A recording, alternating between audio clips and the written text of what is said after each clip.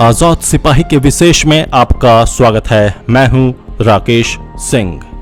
Hindi film में पिछले कई दशकों से बहुत कुछ बदल गया है, लेकिन एक चीज नहीं बदली। आज भी कोई फिल्म में जब हीरो विलन की पिटाई करता है तो सबसे ज्यादा तालियां उसी पर बजती हैं। लोगों को बड़ी खुशी होती है। उनको मालूम है कि ये सिनेमा है, वास्तविकता नहीं है, लेकिन उनके मन में, उनके अवचेतन में कहीं ना कहीं ये बात होती है कि कोई तो है जो बुराई के खिलाफ लड़ने के लिए तैयार है। अब यही बात भारत की राजनीति में हो तो अंदाज लगाया जा सकता है कि लोगों की प्रतिक्रिया क्या होगी। प्रधानमंत्री नरेंद्र मोदी ने ये बात समझ ली है और वो उसी रास्ते पर लगातार आगे बढ़ रहे हैं। हाल के दिनों में उनके फैसलों के बाद साफ हो गया है कि उन्होंने 2024 के लोकसभा चुनाव का मुद्दा तय कर लिया है और इस पर बड़ी तेजी से काम हो रहा है। यह मुद्दा भ्रष्टाचार और काले धन पर प्रहार है। आजादी के बाद से ही देश में एक धारणा बन गई थी कि राजनीति में भ्रष्टाचार कोई मुद्दा नहीं है। आम लोगों के मन में एक बात घर कर गई है कि भ्रष्टाचार पर जो भी नेता बोलते हैं, जो भी कहते हैं, दावा करते हैं, आरोप लगाते हैं, उसका कोई अर्थ नहीं है, महज कोरी भाषणबाजी है, राजनेताओं का पाखंड है। चुनाव के समय एक दूसरे पर आरोप लगाना, एक दूसरे के खिलाफ बोलना और उसके बाद चुप्पी। इसलिए भ्रष्टाचार के खिलाफ जो आंदोलन हुए उनका भी नतीजा बहुत कुछ ऐसा ही हुआ। जेपी आंदोलन इंदिरा गांधी और उनकी सरकार के भ्रष्टाचार के खिलाफ था। उसने थोड़े समय के लिए राजनीतिक परिवर्तन किया, लेकिन बाद में सब कुछ पुराने ढर्रे पर लौट आया। फिर वीपी सिंह ने भ्रष्टाचार के खिलाफ अभियान चलाया, लेकिन वो भी कोई बदलाव नहीं ला सका। उसके बाद अन्ना हजारे का आंदोलन भी उसी गति को प्राप्त हो गया। लेकिन अब नरेंद्र मोदी सरकार ने भ्रष्टाचार और काले धन के खिलाफ जो अभियान शुरू किया है, उसमें आम लोगों में एक उम्मीद जगी है। उम्मीद की यही लौ भाजपा के मिशन 2024 का आधार है, जिसके आगे विपक्ष अभी से ही पस्त दिख रहा है। पीएम मोदी की इसी रणनीति का राजनीतिक विश्लेषण कर रहे हैं आजाद सिपाही के विशेष संवाददाता राकेश सिंह।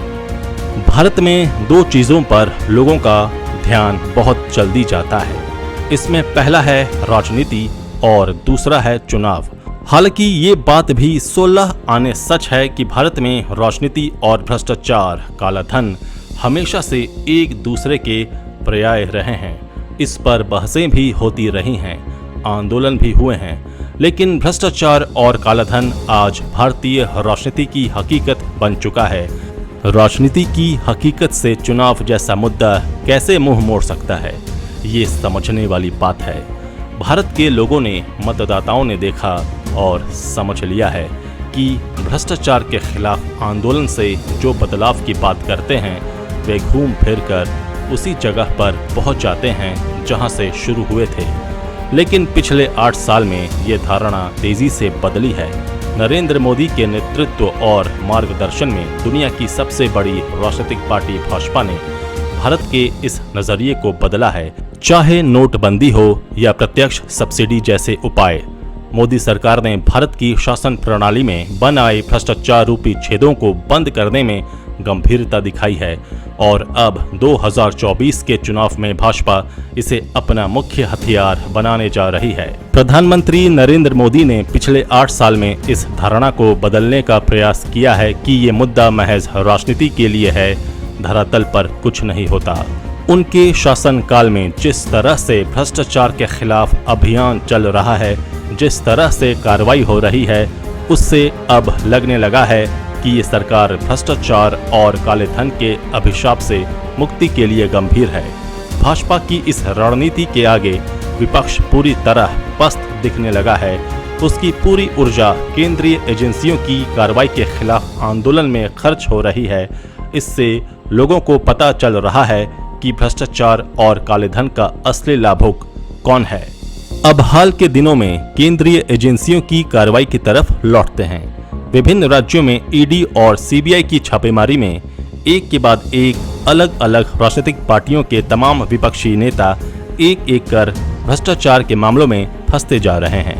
कांग्रेस से शुरू करें तो सोनिया गांधी, राहुल गांधी, रॉबर्ट वाड्रा, एनसीपी के प्रफुल्ल पटेल, आम आदमी पार्टी के सत्येंद्र जैन, मनीष सिसोदिया, सपा के आजम खान और उनकी पत्नी समेत तमाम नेता, बहुजन समाज पार्टी की नेता मायावती, शिवसेना के नेता संजय राउत, टीएमसी के नेता पार्थ चटर्जी समेत कईयों पर शिकंजा कसता जा रहा है और ये मामले सीधे सीधे भ्रष्टाचार के हैं। मुख्य विपक्षी पार्टियों में शायद ही कोई पार्टी है जिनके नेताओं पर भ्रष्टाचार के मामले नहीं हैं या उन पर ईडी की रेड या सीबीआई जांच या फिर जेल जाने की नौबत नहीं आई है। इस वक्त ईडी शब्द की गूंज राजनीतिक गलियारों में सबसे अधिक सुनाई पड़ रही है। बंगाल में अभी नोटों की गड्डी देखकर लोगों का मुंह खुला का खुला ही है।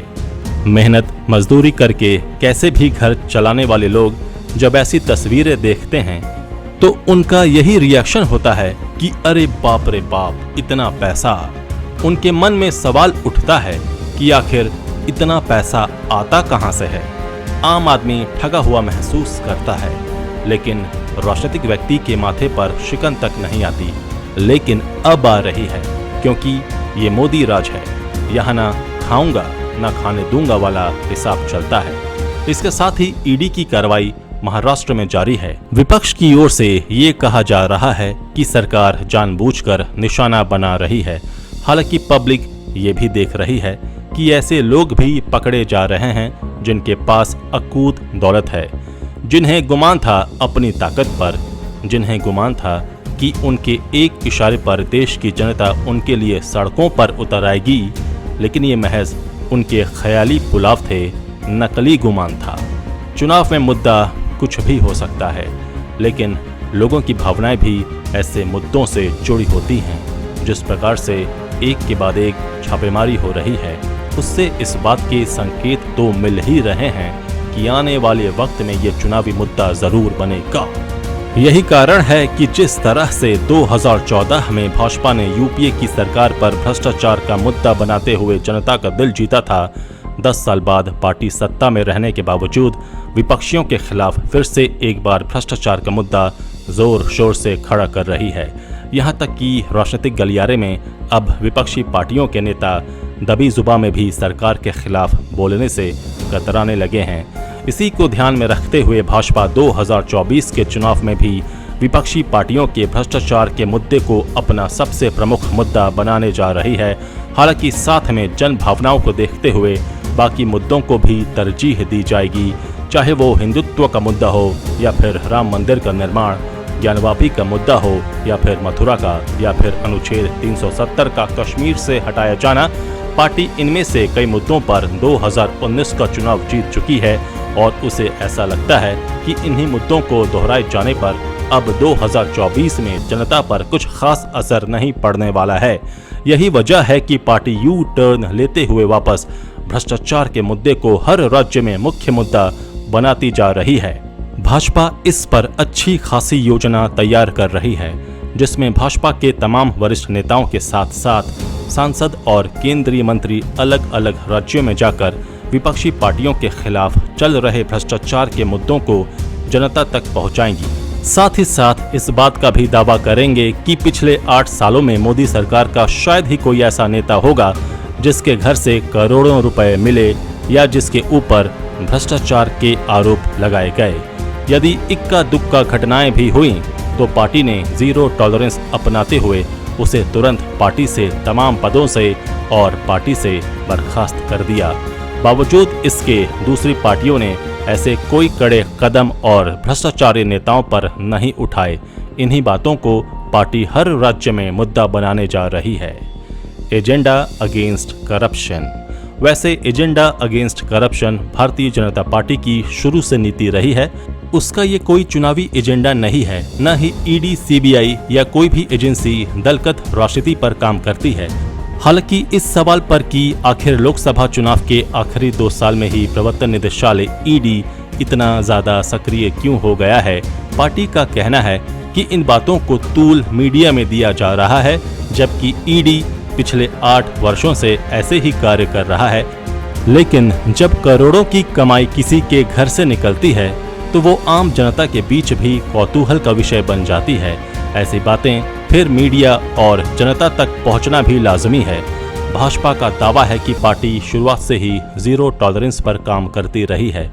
यही वजह है कि पिछले 8 सालों में प्रधानमंत्री नरेंद्र मोदी की सरकार में कोई भी ऐसा बड़ा नेता, चाहे वो भाजपा का हो या एनडीए के गठबंधन की किसी भी पार्टी का हो, किसी भी तरह के भ्रष्टाचार में लिप्त नहीं पाया गया। ये किसी भी सरकार के लिए एक बड़ी उपलब्धि है।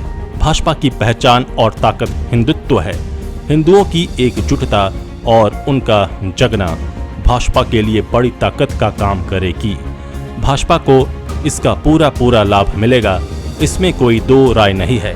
हिंदुत्व की असली ताकत भी 2024 में दिखाई देगी।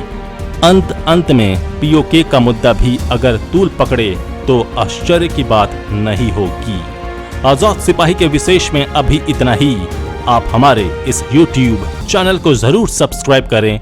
आप हमारे Facebook पेज को भी जरूर फॉलो करें और भी अधिक खबरों के लिए पढ़ते रहिए अपना लोकप्रिय दैनिक अखबार आजाद सिपाही। धन्यवाद।